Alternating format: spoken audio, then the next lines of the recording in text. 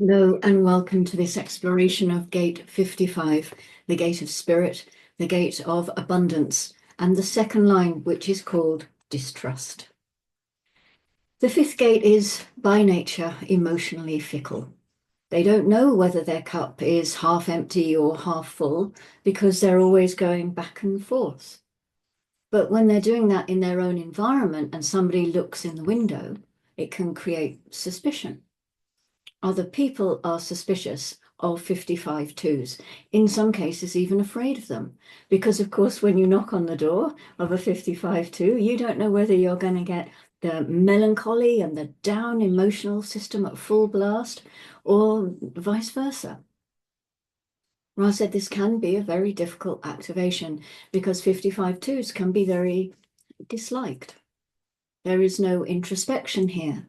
There is the wave up and the wave down, and the blind projection outwards within that of the emotional spirit, whether it's at its lowest end or at its highest end, because this is the nature of the emotional wave. Everything about the 55 is leading to the social process. Really important not to ever forget about the nature of this gate. And individuals are always attracting attention. Individuals with this line are no different, but they often attract a sort of negative attention. It's called distrust, after all. One thing about the emotional spirit is that it is going beyond this word. Trust is just about the motor. In the lifetime learning, there are only two lines here in the 55 that have a lifetime learning, the 2 and the 3. And here in the lifetime learning of the second line, it says abundance hampered by slander or gossip.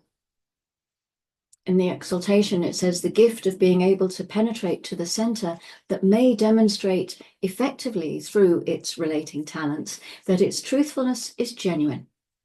Emotional stability and the strength of the spirit is dependent on being trusted by others. So the 55-2 says, you can trust me. You can trust whatever my spirit is carrying. You can trust it's really me. I'm happy, even though tomorrow I may look very sad.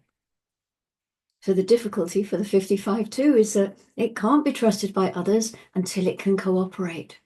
And it can't cooperate with everyone. So this is really about how you enter into your relationships. It's about you being aware of your nature, your definition and type and authority in order for them to guide you. In the detriment, it says the direct challenge to the slanderers, who will always have the advantage of quoting the bard, methinks he doth protest too much. Only continued example can overcome distrust. The emotional drive to insist on trustworthiness that does not guarantee its acceptance by others or benefits the spirit. There is no introspection in the second line. They really don't go through their process of seeing that the cup is half full or half empty. And because they are not aligning themselves with powerful forces, they're not nurturing their spirit, which is their opportunity to fill their cup. They're just projecting their emotional spirit outwards. When they're at the high end, that can be lovely, but it doesn't stop people talking about them behind their back. The 55-2 is always being talked about, and often not very nicely, because they are so often distrusted. So a big lesson for the 55-2 is that they can never challenge the distrusters, because the more they say, hey, you can really trust me, the more they're going to be distrusted. This is the nature of the whole Shakespeare thing. Methinks he doth protest too much. This projection force is one of the most powerful forces, and it is projecting out one of the main images of what moodiness is, which is not always nice. People don't like it. They don't trust it because it seems to be very uncomfortable, this movement from one end of the scale to the other end of the scale. The secret here is the no reasons again. We come across this a few times in the 55. The moment the 55-2 starts making up excuses about why they're feeling this or why they're that, or why they know, why they don't know, why they're right, it just makes it worse. Just makes it worse. You'll notice the proviso that only continued example will sort things out, and that means going back into your own space, your own hermitage, staying away from the distractions of others and living your example, not getting caught up in what other people are saying. So much of this is about not being aware emotionally. You take people to the high end of your wave and they have a certain impression of you, perhaps an expectation that you're always light and fun and whatever that high end, however it's expressing. And then the next time they have to deal with you, you're down in your wave and they come up against a very different kind of being. And that can be confusing. And maybe they feel that you have misled them, that you are not who you said you were going to be. And people love this whole thing about the WYSIWYG, don't they? What you see is what you get. And so if that's not, and that's not the case with an emotional being. And so for them, that brings up that sort of distrust. If they don't understand the nature of the emotional being, this is where this distrust can come in. So when it comes to finding the spirit, the 55 can be just as provocative as the 39. This is a deeply provocative energy because it's deeply mutative. And Ra said that when he had his experience with the voice, the 3955 was present as a transit, and it was both provocative and mutative, as I think we can all bear witness to. So the grounding is coming through the earth in gate 59, the second line of shyness. And this is an entirely understanding grounding, perhaps. I mean, if you're constantly mistrusted, then you're going to be shy, maybe. Or not, I guess. We have to have that too. But the potential is always there.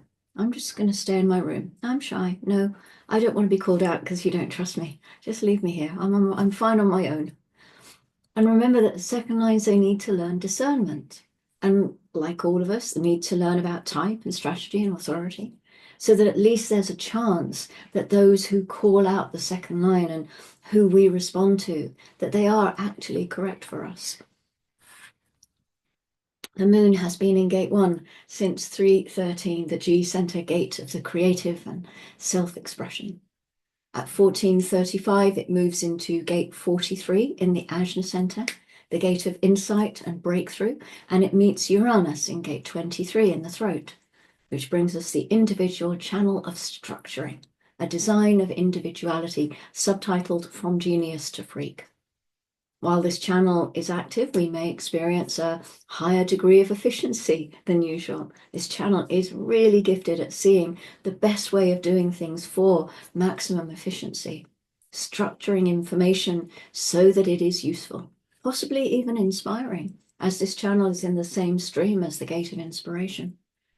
This is a projector channel, and it is one that truly benefits from the keynotes of recognition, invitation, because when it speaks without that, it can be deeply misunderstood, and its pearls of wisdom can be ignored, which of course creates bitterness and resentment. So from here, the moon moves into gate 14 at 1:54 tomorrow morning. This is sacral still. No, not still, it's sacral, but it's still individual. There you go, and you know was a link. This is the gate of power skills. This is possession in great measure. It's a very material gate. So you may find yourself looking at what you have. What you might load your wagon with to show off your wealth. And when you're doing that, what you're actually saying is that you know how to use your energy wisely, because this is the skill in the gate of power skills, is that I know how to use my energy. Okay, so that is us in the second line of gate 55. Thank you very much for joining me. I'll be back with a third line tomorrow. Until then, as always, go gently.